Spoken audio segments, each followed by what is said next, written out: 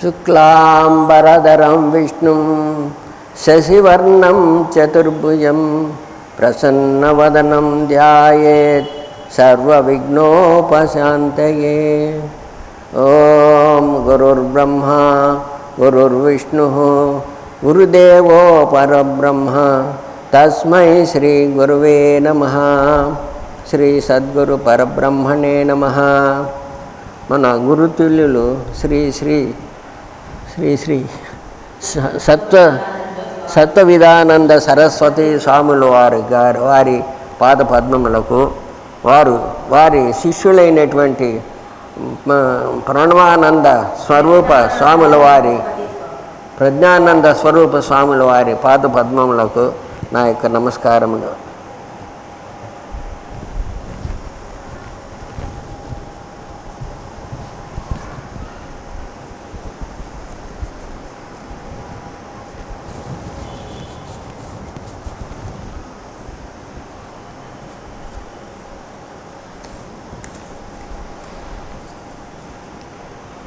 ఇప్పుడు ఒక శ్లోకముల గురించి నాకు తెలిసినది కొంచెం చెప్తాను. 8వ అధ్యాయము 7వ శ్లోకము. తస్మాత్ సర్వేషు కాలేషు మామనస్వరయుధ్య చ మయి అర్పితమనో బుద్ధిర్ రామే సైషభ సంశయః. ఓం తత్సత్. కృష్ణ భగవానుడు అర్జునుడికి చెప్తా ఉన్నాడు, అర్జున, నీవు నన్నే స్మరించుచు నీ స్వధర్మము యుద్ధమును కూడా చేయము. అట్లు నీవు నాయందు నీ యొక్క భక్తిని సంపూర్ణముగా నిలిపినచో నీవు నన్నే పొందగలవు అని అర్జునునికి కృష్ణ భగవానుడు చెప్పినాడు. దీన్ని బట్టి మనకేం తెలుస్తూ ఉందంటే, ఎప్పుడు భగవంతుని స్మరిస్తూ ఉన్నట్లయితే మనము భగవంతుని చేరగలము అని దీనిని బట్టి తెలుస్తూ ఉంది. అట్లు స్మరించినచో స్మరించకుండా ఉండినచో మనకు భగవంతుని యొక్క భాగ్యము కలుగదు అని స్పష్టంగా తెలుస్తూ ఉంది. ఇప్పుడు కొంతమంది ఏమంటారంటే, అయ్యా భగవంతుని సేవించమని చెప్తున్నారే, ఇప్పటి నుంచి ఎందుకు భగవంతుని సేవించేది? ఏదో ముసిలి ముక్తలో అయినుంచి లేదో 70 ఏళ్ళు 80 ఏళ్ళు అయినుంచి అప్పుడు స్మరిస్తే చాలదా? ఇప్పటి నుంచి ఎందుకయ్యా భగవంతుని స్మరించేది అని చెప్తున్నారు. అట్లా కాదు. బాల్యము నుండి యవ్వనము నుండి భగవంతుణ్ణి స్మరించాల. అట్లు స్మరించితే ఎల్లకాలము భగవంతుణ్ణి స్మరించినట్లు అవుతుంది. వారి మరణకాలంలో కూడా వారికి ఎలాంటి కష్టము కలగదు, సంతోషంగానే ఉంటారు. ఇప్పుడు ప్రకాశం ఉంది. ప్రకాశం లేనట్లయితే అంధకారం ప్రవహిస్తుంది, అంధకారం ఆవరిస్తుంది. అదేవిధంగా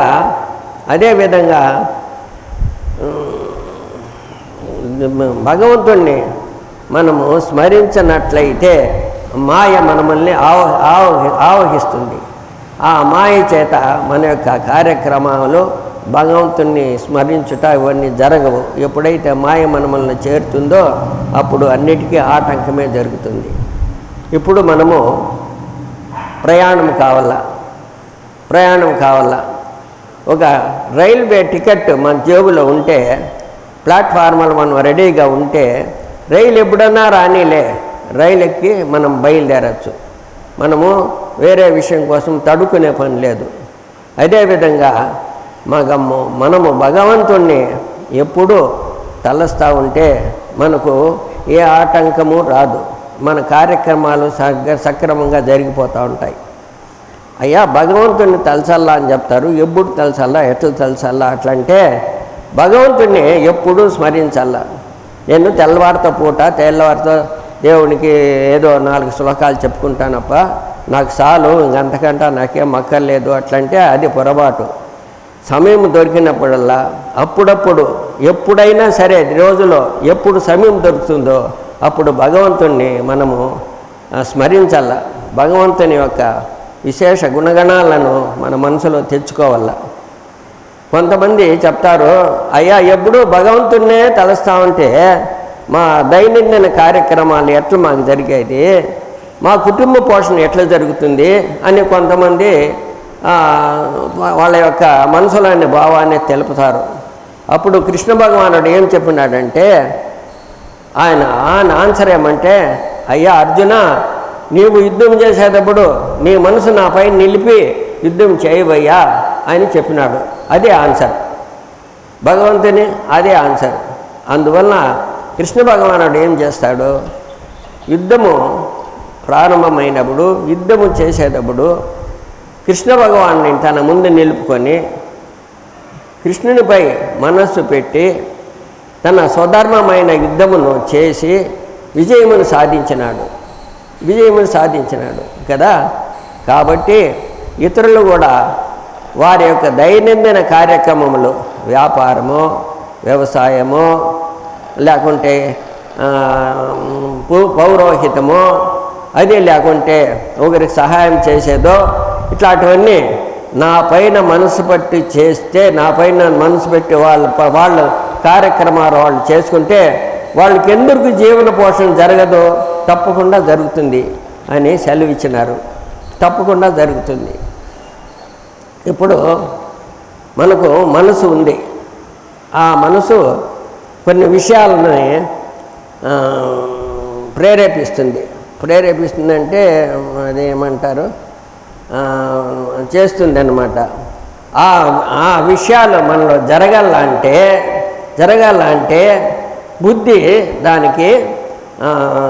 బుద్ధి దానితో చేరాల. అట్లా బుద్ధి చేరకుండా పోయిందంటే వాళ్ళ తలుచుకున్న కార్యము జరగదు, అది నిలిచిపోతుంది. కాబట్టి మనస్సు తలిచిన కార్యమును బుద్ధి దాన్ని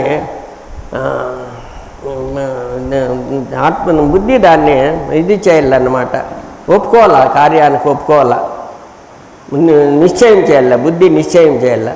అట్లా బుద్ధి నిశ్చయం చేస్తే వాళ్ళు అనుకున్న కార్యము సులభంగా మన మనస్సు బుద్ధి చేత సాధించుకోవచ్చు. అదేవిధంగా మనస్సు బుద్ధితో కూడా మనము పరమాత్మని ఎల్లప్పుడూ తలిస్తే మన యొక్క కార్యక్రమాలు సక్రమంగా జరుగుతాయి. మనకు ఏ ఆటంకము జరగదు. జనులు మనం చేసే పని మనం చేస్తే ఈశ్వరుడు మనకి ఇచ్చేది ఇస్తాడు అంటారు. నువ్వు చేసే పని సక్రమంగా చేస్తే దేవుడు నీకు అన్ని విధాల సహాయం చేస్తాడు, నీకు సహాయం చేయకుండా ఉన్నాడు అని అభిప్రాయము. కాబట్టి జనులు ప్రపంచ దృశ్యములపైన మనస్సును పోనీయక ఎల్లప్పుడూ వారి యొక్క మనోభావాలను భగవంతుని యందే నిలిపినట్లయితే, భగవంతునినే తలిచినట్లయితే వారికి ఎలాంటి కష్టములు ఉండవు. వాళ్ళు కోరిన కార్యములు జరుగుతాయి. వారికి భగవంతుని అనుగ్రహము కూడా తప్పకుండా జరుగుతుంది. ఇది నాకు తెలిసింది, నేను చదివిండే విషయము. నమస్కారం. ఇంకొక విషయం ఏమంటే, ఇది చెప్పకూడదు, చెప్తా ఉన్నాను. ఇప్పుడు పాకిస్తాన్కి మనకు యుద్ధం జరుగుతూ ఉందంట. మనోళ్ళు బాంబు వేసినారంట. ఇప్పుడు బాంబు వేసేసినారు. బాంబు ఎక్కడ వేసినారంటే వాళ్ళ యొక్క ఆయుధ భాండాగారం మీద పడేట్టుగా వేసినారంట. బాంబు కూడా పడిపోయిందంట భాండాగారంలో. అది కూడా కొంచెం కాలిపోయిందట. అట్లని ఇప్పుడు తెలిసింది నాకు. నేనేం టీవీ చూడలేదు, చెప్పినారు.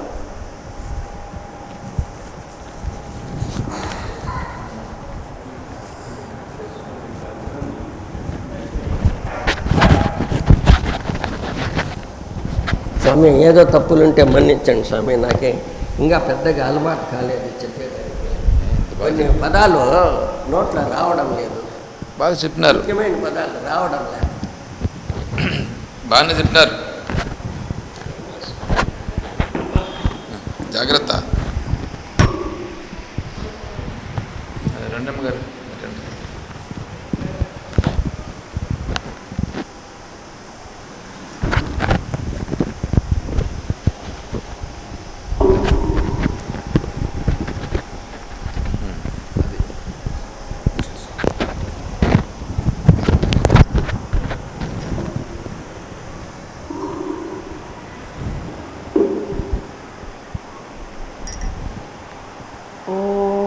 सदाशिवसमारम्भां शङ्कराचार्यमध्यमां तत्त्वविदानन्दपर्यन्तां वन्दे गुरुपरम्पराम्। ఓం శ్రీ గురుభ్యో నమః. గురువుల యొక్క పాదములకు శతకోటి నమస్కారములు. సత్సంగము వివరణ. బయట ఉన్న విషయాలు వచ్చి మన మీద పడుతున్నాయి. బయట ఉన్న విషయాలు కనిపిస్తున్నాయి, మనసులోకి వచ్చి తిష్ట వేసుకుంటున్నాయి. మనం వాటిని ఎత్తి పెట్టుకుంటున్నాము. అగ్ని యొక్క ప్రభావము కండరాన్ని కాల్చేసింది. నరములు కూడా కాలిపోయి, నరములు కూడా పని చేయకుండా అయిపోయి, రక్త ప్రసరణ తగ్గిపోయి, గుండె పనిచేస్తూ ఉన్నా కూడా రక్తం పోకుండా వాడు చనిపోతాడు. ఇది శరీరానికి సంబంధించి జరుగుతూ ఉన్నాయి. విషయాలు వచ్చి లోపలికి పడిపోయినాయి. ఇవి వాసనలు ఎత్తిపెట్టినాము. వాసనలు పోగొట్టాలి అంటే యతైతాంసి సమిద్యోగ్ని భస్మసాత్ కురుతేర్జున, జ్ఞానాగ్ని సర్వకర్మాన్ని భస్మసాత్ కురుతే తత. అగ్నిలో వేసినటువంటి కట్టెలు ఏ విధంగా అయితే కాలిపోతాయో జ్ఞానాగ్నిలో వేసిన కర్మలన్నీ కాలిపోతాయి. బయట ఉండే దానిని కాల్చడానికి అగ్ని సరిపోతుంది. ఒక కట్టె వేస్తే కాలిపోతుంది, బూడిదైపోతుంది. మునులకు హృదయమే భగవంతుని యొక్క స్థానం కాబట్టి జ్ఞానాగ్ని భగవంతుని తీసుకువస్తే వాసనలన్నీ కాలిపోతాయి. జ్ఞానాగ్ని వస్తే లోపల ఉండే సంస్కారాలన్నీ పోతాయి. జ్ఞానాగ్నిని గురించి తెలుసుకోవాలి అంటే ఆత్మజ్ఞానం చేత సాధ్యమవుతుంది. ఈ ఆత్మజ్ఞానము సత్సంగంలో దొరుకుతుంది. సత్ అంటే సర్వ విషయ విశిష్ట ఉపహిత చైతన్యం. సత్ వాచ్యార్థం, వృత్తి విషయ విశిష్ట చైతన్యం, విషయ ఉపహిత చైతన్యం. సత్ లక్ష్యార్థం. వాచ్యార్థం లక్ష్యార్థం రెండు ఉన్నాయి. వాచ్యార్థం అంటే డైరెక్ట్గా మాట్లాడతాం. కృష్ణ అని పిలిచినాము. ద్రౌపది అమ్మవారి భావనలో ద్వారకలో ఉండే కృష్ణుని పిలిచింది మొదట్లో. వాచ్యార్థం దూరం ఉంది, రాలేదు. హృదయేశుడైన శ్రీకృష్ణ నన్ను రక్షించు అన్నది. హృదయంలో ఉండే కృష్ణుడు ఇక్కడే ఉన్నాడు, ఇక్కడే ఉన్న కృష్ణుని ప్రార్థిస్తున్నాను. ఇది లక్ష్యార్థం. వాచ్యార్థం డైరెక్ట్గా వింటే తెలిసేది. వాక్కు ద్వారా వినగా ఏది తెలిసిందో దానిని వాచ్యార్థం అంటారు. వైకుంఠం అంటే మనకు తెలిసేది వాచ్యార్థం. విష్ణు ఉన్నాడు, లక్ష్మీదేవి ఉంది, శేషతల్పం ఉంది, దానిపైన ఉన్నాడు. ఇది వాచ్యార్థం. లక్ష్యార్థం అంతటికీ ఆధారంగా ఉన్నటువంటి చేతనము. ఇది లక్ష్యార్థం. వాచ్యార్థంలో మాట్లాడేది మాత్రమే తెలుస్తుంది. లక్ష్యార్థంలో మాటల చేత చెప్పబడక కేవలం అనుభూతి ద్వారా మాత్రమే పొందుట. ఆత్మస్వరూపం కావాలని వచ్చి కూర్చున్నాడు ముముక్షు. యోగినామపి సర్వేష మద్గతే నాంతరాత్మన. సత్ కావాలంటే ముందు వాడిని చిన్నగా ఈశ్వరుని దగ్గరకు తీసుకొని వచ్చారు. ఆత్మస్వరూపమే ఈశ్వరుడు. సమిష్టి స్వరూపము అయినటువంటి దాని దగ్గరకు తీసుకుని వచ్చి ఆ సమిష్టికి ఆధారంగా ఉన్నటువంటి చైతన్యము, వెష్టికి ఆధారంగా ఉన్నటువంటి చైతన్యము రెండింటిని చూపించి వెష్టి రూపంగా సమిష్టి రూపంగా ఉండేటటువంటి ఆ పైన రెండు కనిపించేటటువంటివి మిథ్య అని చూపించి వాటిని విడిచిపెడితే మిగిలేది చైతన్యం. ఆ చైతన్యం నువ్వు అని చూపించాడు భగవంతుడు. దీనికోసం వచ్చాడు కాబట్టి ముముక్షువుకు అది ఇస్తాడు. మన మనసు దేనికోసమైతే ఇప్పుడు వచ్చిందో దానిని భగవంతుడు ఇస్తాడు. ఏ యథామాం ప్రపద్యంతే తాం తథైవ భజామ్యహం. భగవంతుని యందు లోపం లేదు, కోరేవాడి యందే లోపం ఉంది. కాబట్టి అందుకని మనం ఏమి కోరాలనో ముందు తెలుసుకోవాలి. సత్ కావాలి నాకు అని కోరుకోవాలి. సత్ అంటే మూడు కాలముల యందు వికారం చెందకుండా ఉండేది. దీనిని గురించి ఎక్కడ చెప్తారో, ఎక్కడ విచారణ చేస్తారో దానిని సత్సంగము అంటారు. ఈ సత్ అనేదాన్ని పారమార్థిక సత్, వ్యవహారిక సత్, ప్రాతిభాసిక సత్ అని మూడు రకములు. సత్ ఉండుట, ప్రపంచమంతా ఉంది, నేను ఉన్నాను అని తెలియబడుతూ ఉంది. ఇది వ్యవహారిక సత్. కళగా ఉండేటటువంటిది జాగ్రత్త అవస్థలోకి వచ్చేటప్పటికీ కళ లేదు, కళ ప్రాతిభాసికమైంది. కళ వచ్చింది, కళను చూసింది నేనే, కానీ కళ సత్యం కాదు. ఆత్మస్వరూపము నేను. గాఢ నిద్రలో ఉన్నప్పుడు ఆత్మస్వరూపానికి చాలా దగ్గర ఉన్నాను. స్వప్నంలోకి వచ్చినప్పుడు ఆత్మస్వరూపానికి గాఢ నిద్ర కంటే ఇంకొద్దిగా దూరం అయ్యాను. మేల్కొని ఉన్నప్పుడు ఆత్మస్వరూపానికి ఇంకా దూరం అయ్యాను. మేల్కొని ఉన్నప్పుడు ఆత్మస్వరూపానికి మరింత దూరం అయ్యాను. ఈ ప్రపంచం సత్యమని, ఈ శరీరం సత్యమని, ఈ బంధువులు సత్యమని, దీనికోసం సంపాదించాలని దీనిలోనే ఉన్నాం. ఆత్మస్వరూపానికి దూరం అయిపోయినాం. ఆత్మస్వరూప భావన లేదు. దీనినే విపర్యయము అంటారు. విపర్యయము అంటే ఏది సత్యము కాదో దానిని సత్యము అని పట్టుకొనుట. ఆత్మస్వరూపమును తెలుసుకుంటూ పోతే ఇది సత్యం కాకుండా పోతుంది. తత్వానికి చాలా దూరం అయిపోయినాం. మేల్కొని ఉన్నప్పుడు ఆత్మస్వరూపానికి దూరం కావడమే కాకుండా అసలు పట్టించుకోకుండా ఉంటాం. దీన్నే శాస్త్రం గాఢ నిద్ర అంటుంది. ఆత్మస్వరూపంలో గాఢ నిద్ర పోతున్నాం. అసత్యమైన దానిని పట్టుకొని ఉన్నాం. అసత్యమైన దానిని తెలుసుకొని ఇది సత్యము కాదు అని ఆత్మ మార్గంలో ప్రయాణం చేస్తాడో అప్పుడు మేల్కొని ఉన్నా కూడా ఇది అసత్యమే. ఆత్మస్వరూప స్థితిలో ఉండేవాడి దృష్టిలో ఈ ప్రపంచం ఉంది, ఊరికే కనిపిస్తూ ఉంది అంతే. ఈ జాగ్రత్త అనేటటువంటిది తురియంలోనికి పోయిన వెంటనే ఈ జాగ్రత్త కూడా కల వంటిది. ఆత్మస్వరూపంలో మేల్కొని ఉన్నవాడికి ఈ ప్రపంచం కల వంటిది. ఇప్పుడు ఆత్మస్వరూపం పారమార్థిక సత్ అంటే పరమార్థంగా సత్యం ఆత్మస్వరూపం. ఆత్మస్వరూపం సత్యం. దానిలోనికి పోతే ఈ జాగ్రత్త ప్రపంచం కల వంటిది అని అప్పుడు తెలుస్తుంది. ఇప్పుడున్న ప్రపంచం వ్యవహారిక సత్. వ్యవహారిక సత్ ప్రాతిభాసిక సత్లోకి పోతే కళ ప్రాతిభాసిక సత్ అవుతుంది. ప్రపంచం సత్యంగా ఉంది, ఇది కళ అని తెలియాలంటే పారమార్థిక సత్లోకి పోతే అంటే ఆత్మస్వరూపంలోనికి పోతే ఈ ప్రపంచం కళ అని తెలుస్తుంది.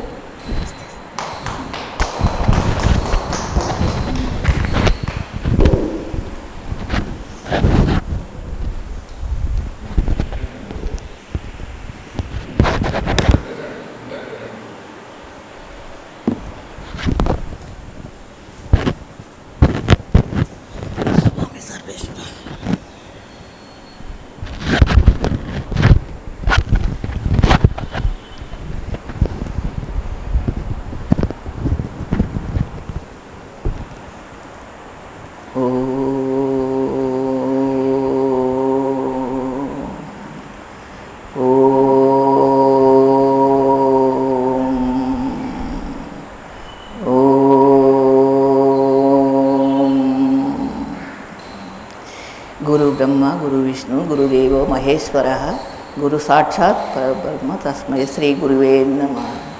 శ్రీ విదానంద సరస్వతి స్వామి పాదములు ప్రణమిల్లుతూ శ్రీ ప్రజ్ఞానంద సరస్వతి స్వామి పాదములకు ప్రణమిల్లుతూ నా యొక్క హృదయపూర్వక నమస్కారములు స్వామి.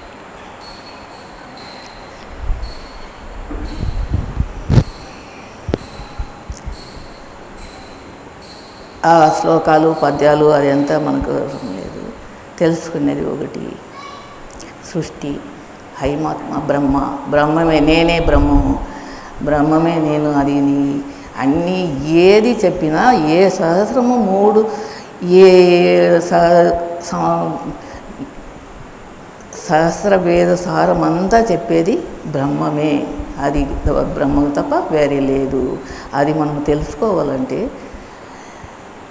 ప్రతి ఒక్కటిలోనూ మనము స్వామిని, ఈశ్వరుని చూడాలా, స్వామిని చూసి చేయాలి. ఏది చేసినా ఏది తలిచినా పరమాత్మలో లేనిది లేదు, స్వామి లేనిది లేదు. అది మనము ఎప్పుడు 24 గంటలు మనము ఎప్పుడు నిరంతరము మనము స్వామిని తలుచుకొని చేస్తే అది ఏదైనా సరే అదే బ్రహ్మము, నేనే బ్రహ్మము అనేది. ఇంకా చెప్పేది వేరే ఏమీ లేదు. చెప్పాలంటే అదే శ్లోకాలు అది అదంతా మనకు తెలిసింది ఒకటే బ్రహ్మమే. అదే ఎప్పుడు నిరంతరము మనము ఆ బ్రహ్మను తెలుసుకొని ఎప్పుడు మనము అది మనము స్మరించాల.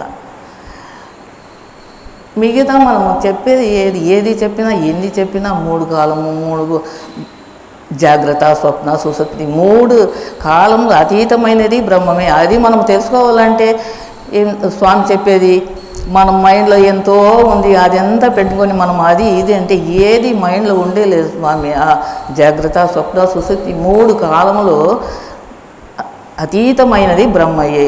ఆ బ్రహ్మని తెలుసుకోవాలంటే ఉప్పు సముద్రమే ఉప్పు అట్లా కలిసిపోవడమే. ఆ కలిసిపోవడం అంటే మనం ఏం చేయాలి? ధ్యానం చేసి ధ్యానంలోకి వెళ్ళిపోవడమే. అది మనం చేయవలసింది.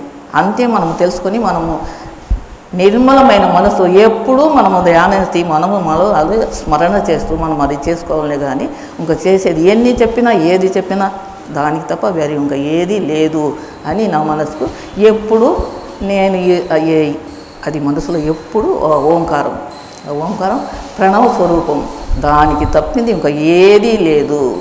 దాని మించి ప్రపంచమే లేదు, సృష్టియే ఓంకారం. ఆ స్వరూపముని పట్టుకొని మనం ఎప్పుడు నిరంతరం మనం చేస్తూ ఉంటే మనకు ఆ మనసు క్లియర్ అవుతుంది, మనసు శుద్ధ మనసు అవుతుంది. తెలుసుకొని మనం ఏదో మనము తరించే మార్గం మనము కావాలని మనం శరణ వేడుకొని మనము ధన్యం చేసుకోవాలి స్వామి.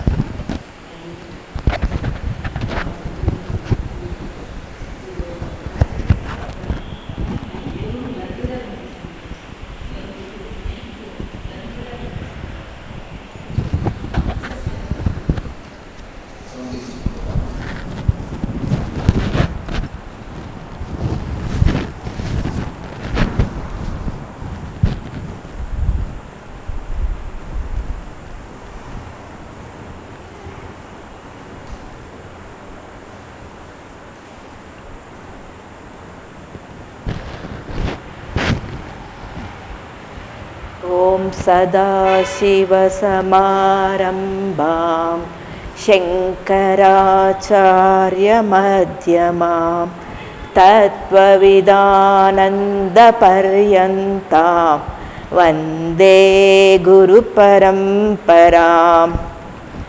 శ్రీగురుభ్యో నమః. పూజ తత్వవిదానంద సరస్వతి స్వామి వారి పాద పద్మములకు ప్రణమిల్లుతూ, శ్రీ ప్రజ్ఞానానంద స్వామి పాద పద్మములకు ప్రణమిల్లుతూ శ్రీ గురుభ్యో నమః.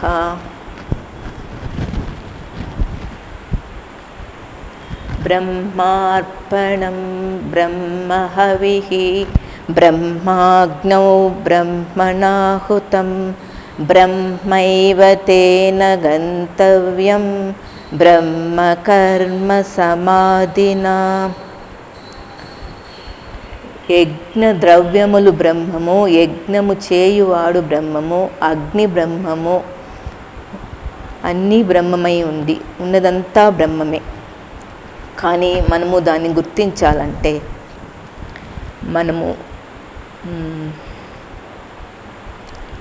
ఫస్ట్ కర్మల్ని కర్మయోగంగా మార్చుకోవాలి. కర్మయోగంగా మార్చుకున్నప్పుడే మనము బ్రహ్మస్థితిని గుర్తించే మార్గం వైపు ప్రయాణం చేస్తాం. ఏది కర్మలు చేయకూడదో ఆ కర్మలను మనం ఫస్ట్ మొదట మనం చేయాల్సింది గుర్తించాలి. గుర్తించినప్పుడే కర్మ నుండి కర్మలో ఉంటూనే కర్మల్ని కర్మయోగంగా మార్చుకునే ప్రయత్నం చేయాలి. స్వామి చాలాసార్లు చెప్తుంటారు, మనం చేయడం వల్ల గుర్తించడమే అనేసి చాలాసార్లు చెప్తుంటారు. మనము గుర్తించడం చేస్తున్నామంటే అది కర్మలు అదందుకదే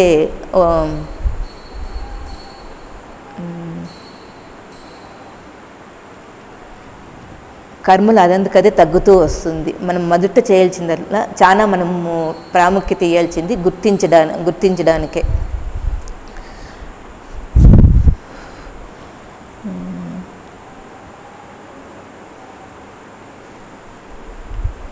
మనము గుర్తించినంత వరకు కర్మలోనే ఉంటాం, కర్మయోగం చేయలేము. కాబట్టి మనం ఫస్ట్ ముఖ్యంగా చేయాల్సింది గుర్తించడమే.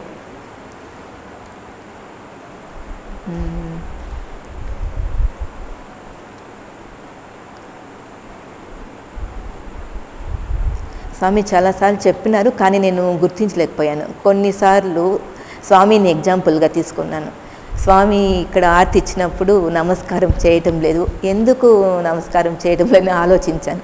అప్పుడు స్వామి నమస్కారం చేస్తున్నామంటే నేను వేరే, అక్కడ ఉన్న స్వరూపం వేరే, నేను వేరే అనే భావన కలుగుతుంది. అందుకోసం స్వామి నమస్కారం చేయలేదని నేను గ్రహించినాను. అట్లా ఒక్కోటే మనం గ్రహిస్తూ వచ్చినామంటే, గుర్తిస్తూ వచ్చినామంటే కర్మలు అదంతటకదే మనము దూరమైతూ వస్తాం, కర్మలు తగ్గుతూ వస్తుంది. నేను మొదట కృష్ణుని అష్టోత్తరం చెప్పినప్పుడు 108 పుష్పాలు అష్టోత్తరం చెప్పిన ఒక్కో మంత్రానికి 108 చెప్పినప్పుడు 108 పుష్పాలతో చేయాలనిపించేది నాకు మొదట. మళ్ళీ గుర్తించిన తర్వాత లాస్ట్లో అష్టోత్తరం అయిన తర్వాత లాస్ట్లో ఒక పువ్వు పెట్టాలనిపించేది. ఇప్పుడు ఒక పువ్వు కూడా పెట్టాలనిపించడం లేదు. నమస్కారంతో భక్తితో చేస్తే చాలు అని అలా మనసుకు వస్తూ ఉంది. అలా ఒక్కోటి మనం గుర్తిస్తూ వచ్చినామంటే కర్మలు అదంతకదే మనకు తగ్గుతూ వస్తుంది. మనం గుర్తించడానికి చాలా ప్రాముఖ్యత ఇవ్వాలి, చాలా ఇంపార్టెంట్ అది.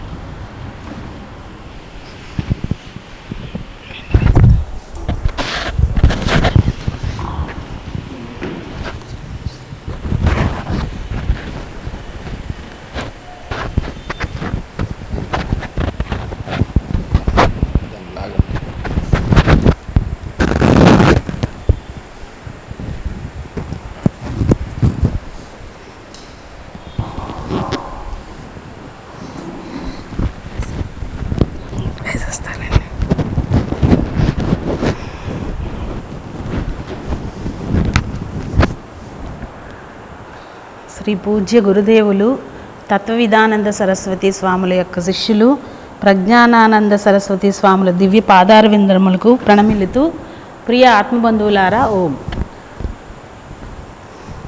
భగవద్గీతలో అర్జునుడు యుద్ధానికి వచ్చిన తర్వాత నాకు పిరికితనం ఆవహించింది కాబట్టి నేనేమి చేయలేకపోతున్నాను, నేను ఏం చేయాలో చెప్పండి స్వామి అని శ్రీకృష్ణుడు అడిగారు. సో ఈ విధంగా అడగడానికి కారణం ఏంటంటే అంతవరకు అతనికి ఆత్మబోధ అనేది జరగలేదు. ఇంకొక విషయం ఏంటంటే వ్యక్తిత్వ భావనలోనే ఇంకా ఉన్నారు. సో ఈ వ్యక్తిత్వ భావన అనేది ఏం చేస్తుందంటే ఎదురుగా ఎవరున్నారు అని అంటే ఆత్మతత్వం తెలియదు కాబట్టి తన వాళ్ళు ఎదురుగా నా గురువు ఉన్నారు, గురుదోషం నాకు అంటుతుందేమో, గురు హత్యా పాతకం నాకు అంటుతుందేమో అన్న ఒక భయం ఉంది. అదేవిధంగా ఇప్పుడు ఇతనికి ఏం చేయాలన్న ఆలోచనలో ఉండి అక్కడ శ్రీకృష్ణుని అడిగారు. శ్రీకృష్ణుని అడిగిన వెంటనే శ్రీకృష్ణుడు కూడా చెప్పడానికి రెడీ అయ్యారు. అసలు శ్రీకృష్ణుడు ఎందుకు చెప్పాలండి, శ్రీకృష్ణుడు ఎందుకు చెప్పడం జరిగిందనంటే ఇక్కడ అర్జునుడు అడిగేటప్పుడు కూడా నా యొక్క ఈ స్థితిలో నేనున్నానంటే ఇప్పుడు ప్రతి సమస్య కూడా ప్రాపంచిక విషయాల్లో ఉన్న ఏ వాటికి కూడా ప్రతి సమస్యకి 2 సొల్యూషన్స్ ఉంటాయండి. ఒకటేంటంటే మనకి ఇష్టమైన సొల్యూషన్, ఈ సమస్యని సాల్వ్ చేసుకోవడానికి మనకి ఇష్టమైన మనకి ప్రియమైనది ఒక సొల్యూషన్ ఉంటుంది. ఇంకొకటి మనకి శ్రేయస్సు కలిగే సొల్యూషన్ ఉంటుంది. దీనిలో మనకి ఇష్టమైనదే మనం చేయాలనుకుంటాం. ఇప్పుడు నాకు ఒక ప్రాబ్లం ఉందనుకోండి, మీ దగ్గర చెప్తే మీరు నాకు ఇష్టమైనదే చెప్తారు, ఎందుకంటే నేను సంసారం ఈ బాధ్యతల్లో ఉన్నా, మీరు కూడా అదే విధిలో ఉన్నారు కాబట్టి. ఇదే మనం స్వామీజీని అడిగారనుకోండి, చాలా సింపుల్గా చాలా డిఫరెంట్గా తత్వాన్ని అనుసంధానం చేసి ఒక సొల్యూషన్ అంటే మనకి శ్రేయస్కరమైన సొల్యూషన్ దొరుకుతుంది.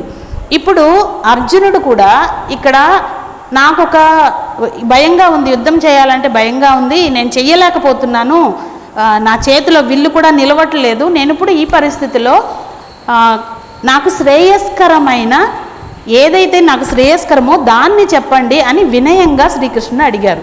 సో ఇలా అడిగిన వెంటనే శ్రీకృష్ణుడు కూడా ఏం చేశారంటే ఇప్పుడు ఇతనికి ఏమి శ్రేయస్కరం, ఇప్పుడు శ్రీకృష్ణుడికి కానీ అర్జునుడికి కానీ ఏమి బంధం ఉందనంటే గురు శిష్య బంధం ఇక్కడ ఏర్పడుతుంది. నన్ను శిష్యునిగా మీరు తీసుకొని